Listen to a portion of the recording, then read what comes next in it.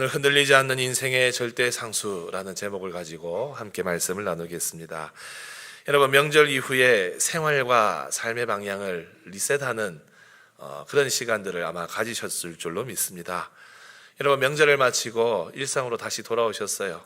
근데 기찻길에 비유하면 기차역에 잠시 들어갔다가 다시 달려나가는 궤도 위에 우리 모두가 올라와 있습니다. 적어도 동양인들에게 이 구정 명절은 단순히 휴식을 넘어서 마음과 생각과 또 사명을 다시 설정하는 리셋의 시간인 것으로 저는 여겨집니다. 여러분들도 그런 시간들을 보내셨죠? 보통은 구정 명절을 마치고 나면 열심히 우리 인생길을 달려가지 않습니까? 1월 한 달이 탐색기였다면 여러분, 이제는 본격적으로 실행을 하고 행동으로 옮겨야 되는 이때를 맞이했습니다. 혹시 연초에 여러분들 계획을 세우셨는데 멈추어진 어떤 영적 생활이나 또 여러분들의 계획이 있으시면 오늘을 기점으로 다시 목표 지점을 명확하게 설정하셔서 달려나가시기를 주님의 이름으로 축복합니다. 이번 명절 보니까 여러 모양으로 우리 교우들이 보내시는 것을 보았습니다. 어떤 분들은 또 조용하게 가족 여행을 가신 분도 보았고, 또 가족이 오래간만에 다 모여서 믿음의 교제를 나누는 것도 보았습니다. 어제 어느 집사님께서 그런 이야기 하시더라고요. 목사님, 이번에 그 나눠주신 명절 예배 순서지 가지고 우리 가족들 다 같이 예배 드렸습니다 라고 하시더라고요. 어떻게 그 순서지 가지고 예배를 드리셨습니까? 다음 추석 때는 아멘 소리가 크기를 바랍니다. 이렇게 같이 예배도 드리고 또 가족이 함께 모여서 여러 가지 이야기들 나누셨을 거예요. 이제 부모님의 건강이 또 기도의 제목인 가정이 있을 거고, 또 자녀의 진로, 결혼 문제, 여러 가지 또 자녀들과 관련된 이야기들도 많이 나누셨을 것 같습니다. 또 가끔은 이야기하다 보면 요즘 경제 문제나 정치 이야기도 하지 않습니까? 특별히 요즘 이 실물 경제, 요즘 자영업 하시는 분들은 여전히 어렵다 말씀을 하시는데, 또 언론에 나오는 일반적인 경제 지표들은 분위기 좋다는 그런 말들을 많이 하고 있죠. 아무래도 요즘 주식 코스피 지수가 5천을 진작에 넘어섰고, 그러면서 주식 시장은 활발하다, 또 주식에 투자해서 좀 재미를 봤다 하는 분들도 계셨을 것 같고, 나도 그때 좀 투자를 할 걸 입맛을 다시고 아쉬워하는 분들도 계셨을 것 같아요. 경제 지표를 보면 우리는 요즘 보통 이 경제가 살아난다, 돈이 잘 돈다 하면서 이 찬란한 희망의 이야기들을 하게 되어 있습니다. 근데 이 세상은 여러분, 불확실한 세상이에요. 이 불확실한 세상 속에서 우리는 소망을 찾아야 됩니다. 세상이 말하고 있는 지표나 수치는 언제나 변동성이 있는 변수에 지나지 않아요. 세상이 말하는 희망은 진짜 소망이 아닙니다. 그것은 안개 같고 신기루 같은 거죠. 이런 변수에 인생 전체를 거는 것은 매우 위험한 일이고 무모한 일입니다. 변수가 아닌 절대적인 상수, 변하지 않는, 흔들리지 않는 기준을 찾지 못하면 우리 인간은 불안과 두려움에서 벗어날 수 없습니다. 이런 점에서 오늘 말씀은 우리에게 참된 소망을 제시하고 있어요. 히브리서 기자는 믿음이 연약한 자들, 그리고 이제 배교를 하려고 하는 배교의 위험 속에서 살아가는 이 사람들에게 그냥 그 상태 그대로 머물러 있지 말고 교회 안으로 들어와라, 떠나지 말라고 열정적으로 권면을 했습니다. 그리고 이제는 정말로 우리의 삶에 있는 참된 소망, 참된 희망, 참된 평안, 참된 안전이 무엇인지를 밝히고 있어요. 오늘 말씀을 통해서 여러분, 진짜 참된 평안과 소망을 발견하시기를 바랍니다. 완전한 대로 나아가라는 이 히브리서 기자의 이 도전은 우리가 지난 몇 주 전에 살폈듯이 굉장히 이 주제가 무겁고 엄하게 제시하는 도전이었어요. 근데 오늘 말씀은 약간 이 목소리가 부드러워졌습니다. 우리 9절을 볼까요? 다 같이 읽어봅니다. 시작. 사랑하는 자들아, 너에게 이보다 더 좋은 곧 구원에 속한 것이 있음을 확신하노라. 아멘. 사랑하는 자들아, 따뜻한 마음을 담아서 말하고 있습니다. 이 말은 이런 뜻이에요. 제가 지금까지 엄격하게 이야기했지만 사실 저는 여러분들을 사랑하고 있습니다. 그리고 저는 확신하고 있어요. 여러분들의 이 구원의 여정을 걸어가면서 좋은 열매와 좋은 간증을 가지고 있는 것을 저는 확신하고 있습니다. 따뜻한 마음을 가지고 이 사람들의 마음을 열고 있어요. 여러분, 따뜻한 말 한마디 신뢰를 주는 말이죠. 이 점을 우리 기억해야 됩니다. 혹시 명절에 따뜻한 말 하지 않고 막 자기 생각, 자기 감정 그대로 드러내셨다면 이제 정리하시고 다음에는 따뜻한 말 한마디 전해야 되겠구나. 그렇게 다짐하십시오, 여러분. 이제 주님께 소망을 둘 이유를 9절 이후에서 밝히고 있어요. 10절을 보시면 하나님은 불의하지 아니하사 너희 행위와 그 이름을 위하여 나타낸 사랑으로 이미 성도를 섬긴 것과 이제도 섬기고 있는 것을 어떻게 한다고요? 잊어버리지 아니하시니라. 여러분, 여기에 우리 주님께 소망이 있는 이유가 제시되고 있어요. 하나님이 우리의 상황과 우리의 마음과 우리의 생각과 모든 것을 다 알고 계세요. 하나님은 불의하지 않으신 분이십니다. 하나님은 공정하시고 공평하시고 정의로우신 분이십니다. 하나님께서는 우리 안에 있는 갈등보다 우리 안에서 서로 열심히 섬겼던 그 좋은 모습과 좋은 기억들과 베푼 사랑을 더 많이 기억하시는 거예요. 여러분, 우리가 믿음 생활 하다 보면 때때로 낙심할 때가 있습니다. 정말로 묵묵히 한자리를 열심히 섬겼는데 아무도 알아주지 않을 때, 여러분, 교회 안에 이런 증상이 있는 거 아세요? 섭섭증 들어보셨습니까? 섭섭증 증상이 나타나요. 모든 일을 죽게 하듯 하면서 주님 앞에서 열심히 섬겼는데 가끔은 사람들의 무심함에 상처 입을 때가 분명히 있습니다. 사실 여러분, 하나님 앞에서 열심히 섬기시는 분들을 우리는 알아주어야 돼요. 왼손이 하는 일, 오른손이 모르게 하라라는 주님 말씀 때문에 그런 거 드러내면 안 되는 거 아닙니까 싶은데요. 여러분, 그건 구제의 경우예요. 구제는 왼손이 하는 일, 오른손 모르게 해야 됩니다. 그런데 봉사는 달라요. 섬김은 좀 달라요. 때로는 우리가 섬기는 분들의 섬김을 알아주는 것이 그 묵묵하게 봉사하는 분들에게 힘이 되고 격려가 된다는 것을 우리는 기억해야 됩니다.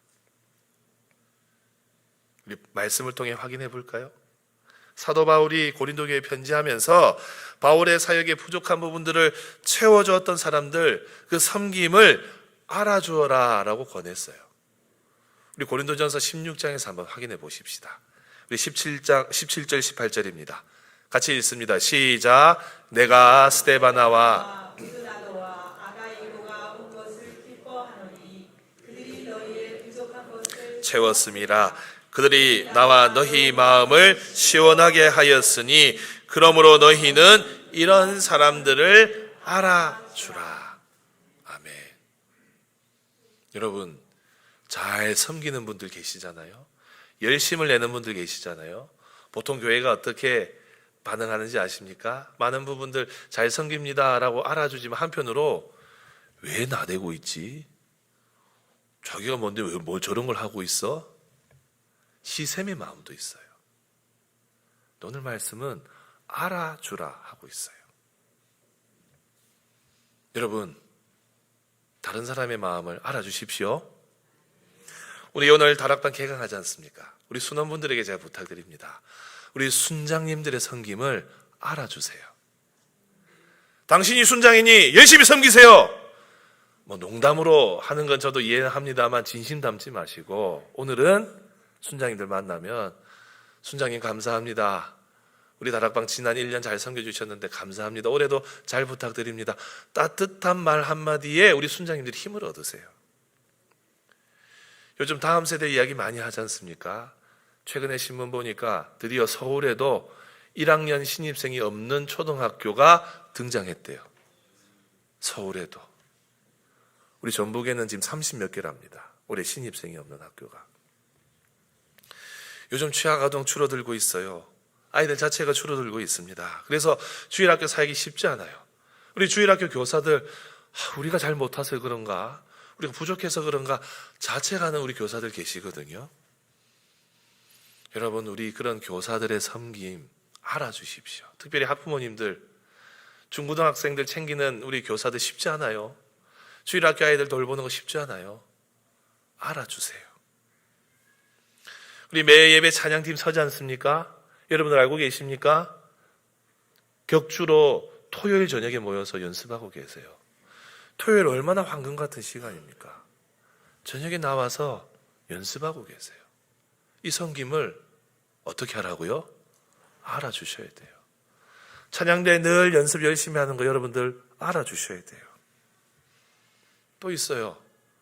우리 주방에서 늘 식사 준비하는 분들, 우리 권사님들, 우리 전도, 여전도에 토요일날 나와서 섬기고 주일날 섬깁니다. 이걸 어떻게 하라고요?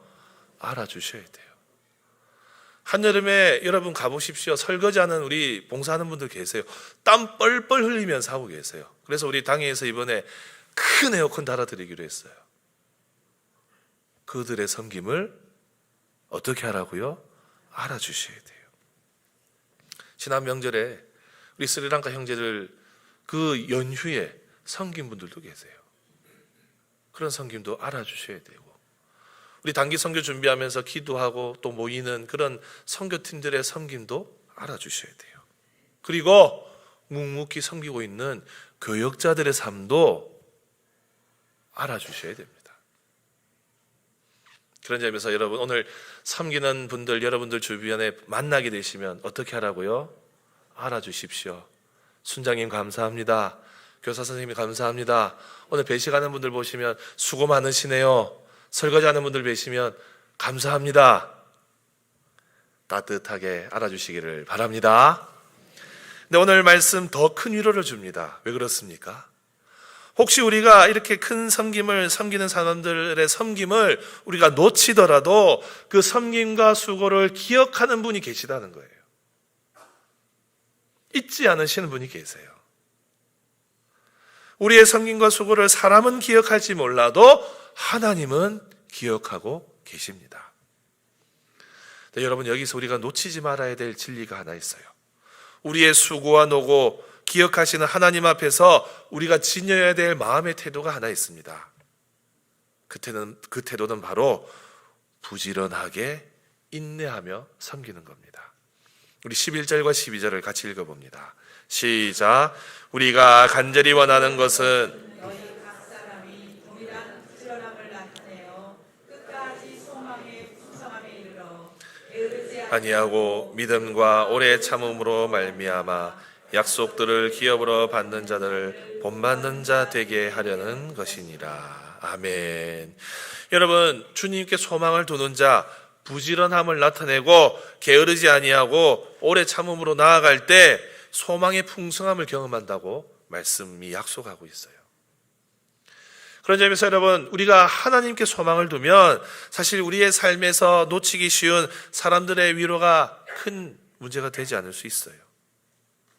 진짜 힘은 주님의 위로에서 나오는 거죠. 주님이 다 알고 계시다는 그 사실 하나로 우리는 위로를 얻을 수 있습니다. 그때 그 위로를 얻었을 때 우리가 어떻게 심기일전해야 되는가? 바로 주님의 일을 더 부지런하게 섬겨야 되겠다. 인내하며 섬겨야 되겠다. 다짐하는 게 필요해요. 여러분, 주님께서 위로해 주시면 위로받았으니 이제 그만해야지 하지 마시고 부지런하게 힘을 내어 인내해서 더 섬기십시오. 그때 소망의 풍성함을 만날 수 있어요. 사랑하는 성도 여러분, 우리가 낙심하지 않고 믿음의 경주를 해나가는 것, 우리가 부지런히 교회를 섬기고 이웃들을 섬기며 맡겨진 일에 충성하는 것, 여러분, 이것은 우리가 하나님의 마음을 아는 과정입니다. 하나님의 마음을 알아들이는 과정이에요. 우리 하나님께서 우리의 마음을 아시고 우리의 상황을 다 아시듯이 우리가 주의 뜻을 이루어가면 그 행위가 바로 하나님의 마음을 이해하게 되는 순간이라는 겁니다. 이걸 저는 영적 역지사지라고 부르고 싶어요. 우리 하나님께서 우리의 삶을 알아주셨듯이 여러분들도 우리의 섬김과 수고와 부지런함과 인내함을 통해서 하나님의 마음을 시원케 드리고 하나님의 마음을 알게 되는, 알아들이는 그 역사가 우리 속에서 나타나기를 바랍니다. 하나님의 마음을 알아들이는 성도가 되시기를 주님의 이름으로 축복합니다.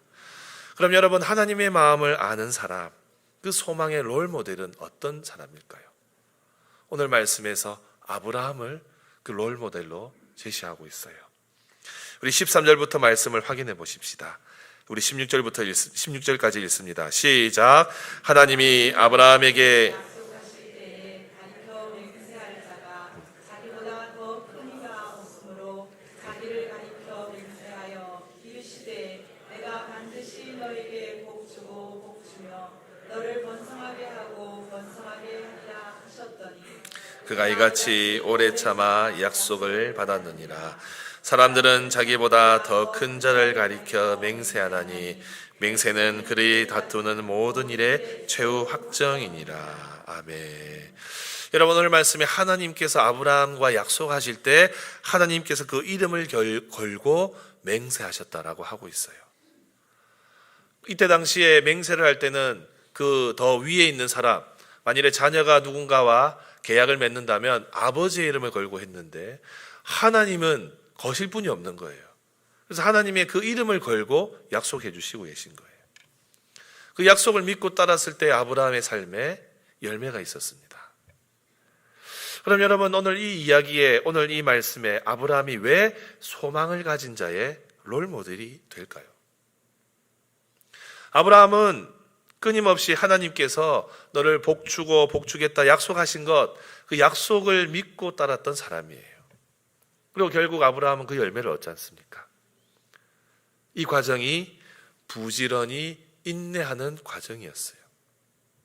그렇게 부지런히 인내하면서 걸어갔기 때문에 소망의 풍성함을 받을 수 있었습니다. 근데 가만히 보면 우리의 기준으로, 인간적인 기준으로 아브라함이 얻은 거 사실 보잘것이 없어요. 하나님께서 아브라함에게 자손을 주시겠다 했는데 그의 평생에 자녀는 아들 둘밖에 없었습니다. 저는 4명이잖아요. 아브라함보다 나은 것 같아요. 너무 우지 마세요, 집사님.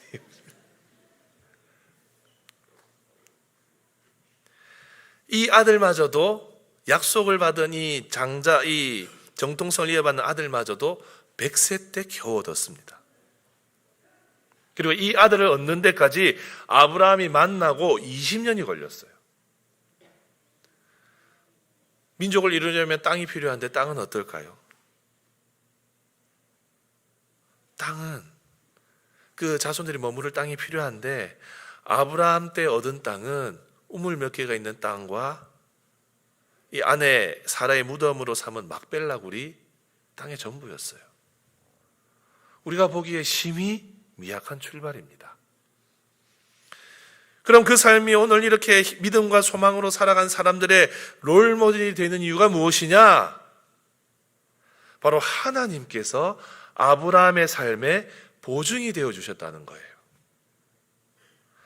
하나님은 아브라함에게 약속하시면서 하나님 자신의 명예와 모든 것을 걸고 약속해 주셨어요. 하나님께서는 아브라함의 삶을 인도하실 때 결정적인 순간마다 나타나셨습니다. 그래서 아브라함과 약속을 맺으시고 그 약속을 구체화시켜 나가세요. 그 언약을 갱신할 때마다 그 내용이 더 풍성해지고 구체화됩니다. 하나님께서 아브라함과 약속을 맺으실 때 내가 결코 이 약속을 어기지 않겠다고 확실하게 맹세하시는 장면이 있어요. 오늘 하나님께서 맹세하셨다고 하지 않습니까? 아브라함에게. 그 맹세 장면은 창세기 15장에 나옵니다. 아브라함이 자식이 없어서 낙심해 가고 있을 때 하나님께서 아브라함에게 나타나셔요. 내가 너의 방패고 내가 너의 큰 상급이다 라고 말씀을 하시는데, 이 하나님께서 이 말씀을 하실 때 아브라함 투덜거립니다. 저에게 무엇을 주시려고 나타나셨습니까? 저는 자식이 없습니다. 저의 이 모든 상속은 제 안에 이 재산을 관리하는 다메섹 사람 이 엘리에셀이 다 가지고 갑니다. 이 인간적인 한계 속에서 탄식하는 아브라함에게 내 몸에서 날 자가 너의 상속자가 될 것이라고 하나님이 다시 약속을 하세요. 그리고 이 너에게 약속한 모든 땅을 주겠다고 하셨을 때 아브라함이 이렇게 말해요. 15장 8절입니다. 그가 이르되 주 여호와여, 내가 이 땅을 소유로 받을 것을 무엇으로 알리이까? 한마디로 무슨 말이죠? 물증을 주세요. 계약서를 주세요. 확증해 주세요.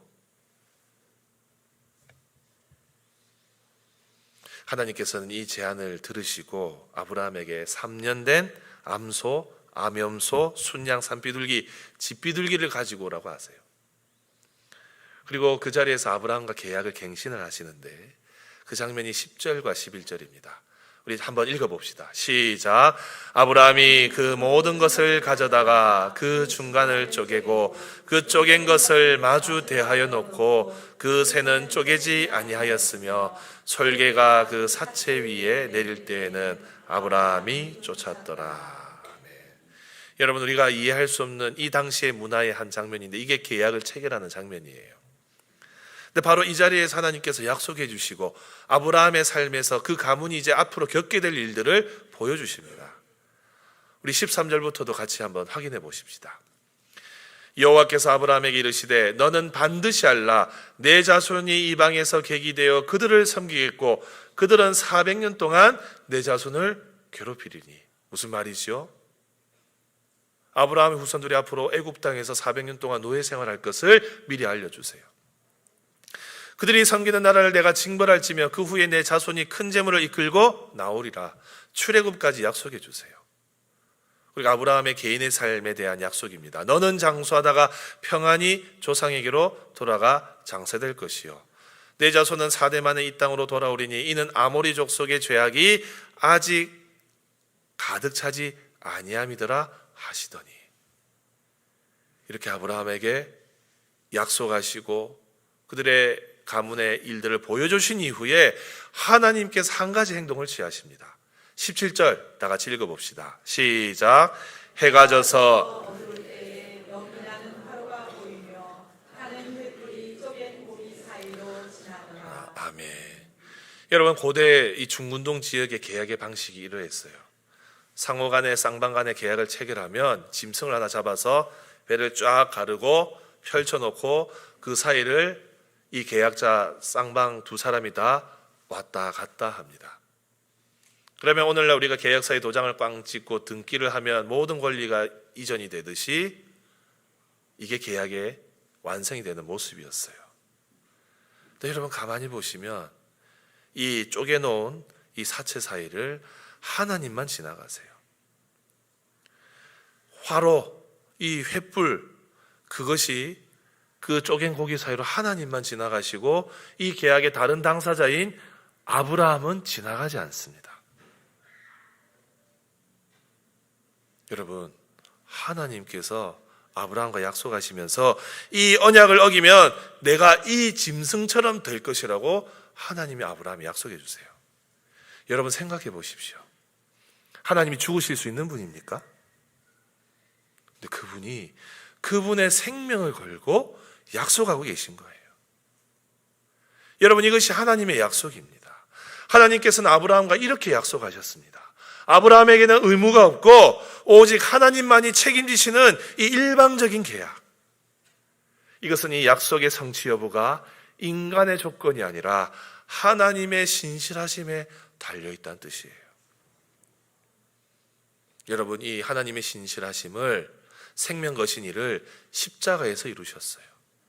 실제로 예수 그리스도를 이 땅에 보내심으로, 죽게 하심으로 우리를 향한 약속을 성취하신 거예요. 아브라함은 하나님의 이 신실하심을 믿었습니다.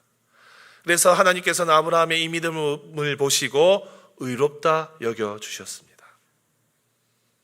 여러분 한번 생각해 보십시오.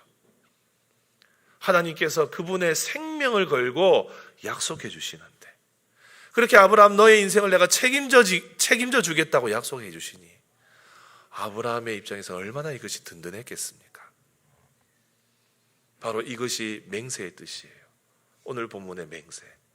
그래서 오늘 히브리서 기자는 17절에서 18절 하나님은 불변하지 않으시는 분이라고 말씀합니다. 불변하시는 하나님. 같이 읽어봅시다. 17절 시작. 하나님은 약속을 기업으로 받는 자들에게 그 뜻이 변하지 아니함을 충분히 나타내시려고 그 일을 맹세로 보증하셨나니 이는 하나님이 거짓말을 하실 수 없는 이 두 가지 변하지 못할 사실로 말미암아 앞에 있는 소망을 얻으려고 피난처를 찾은 우리에게 큰 안위를 받게 하려 하심이라. 아멘. 사랑하는 성도 여러분, 하나님은 거짓말 하실 수 없는 분입니다. 또 하나님은 그분의 뜻을 변치 않게 지키시는 분이십니다. 오늘 말씀은 이것이 변하지 않는 두 가지 진리라고 말하고 있어요.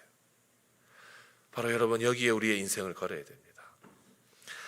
우리 인생의 가장 견고한 기초, 하나님은 변하지 않으시는 분이시고 하나님은 거짓말 하시지 않으시는 진실한 하나님, 이 하나님이 우리의 인생의 기초가 되셔야 됩니다.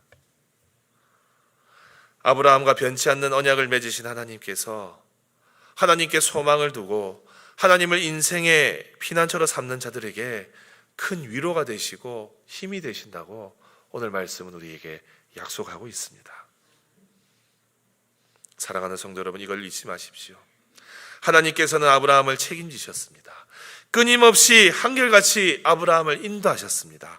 아브라함도 결국 이 하나님의 그 열심에 굴복하여 믿음으로 자신의 인생을 하나님께 걸었습니다.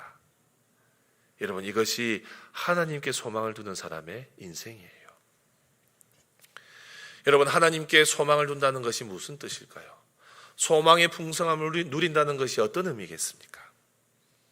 그것은 바로 아브라함처럼 하나님께 모든 인생을 거는 겁니다. 여러분, 하나님께서 우리에게 그 인생, 그 생명을 걸어주셨어요. 그렇다면 우리의 마땅한 반응은 무엇이겠습니까? 우리 또한 우리의 생명을, 우리의 인생을 주님께 거는 것이 마땅합니다. 그럼 여러분들은 요즘 어디에 인생을 걸고 계십니까? 영화 타짜에 보면 인생은 도박이라 말하잖아요. 여러분들의 인생은 어디에 걸고 계세요? 코스피 5천 때리고 있는 그 주가지수에 여러분들 인생 걸고 계십니까?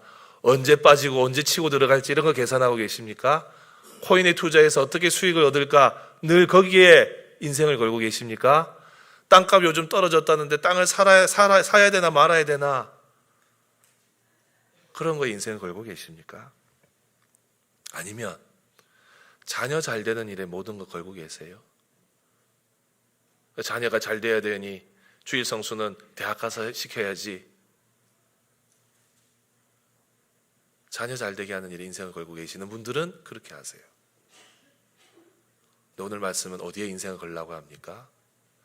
바로 하나님께 인생을 걸라고 하고 있어요. 바로 하나님만이 우리의 소망이 되십니다.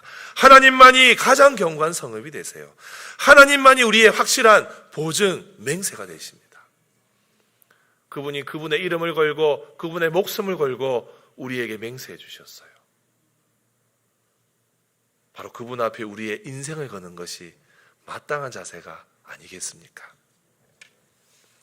사랑하는 성도 여러분, 오늘 말씀은 그렇게 우리의 삶의 희망을 주님께 둘 때 항구에 닻을 내리고 든든하게 정박한 배처럼 우리의 영혼이 안전하고 견고한 상태가 될 수 있다고 말하고 있습니다. 바로 그 약속을 우리 주님께서 이루셨어요. 19절과 20절입니다.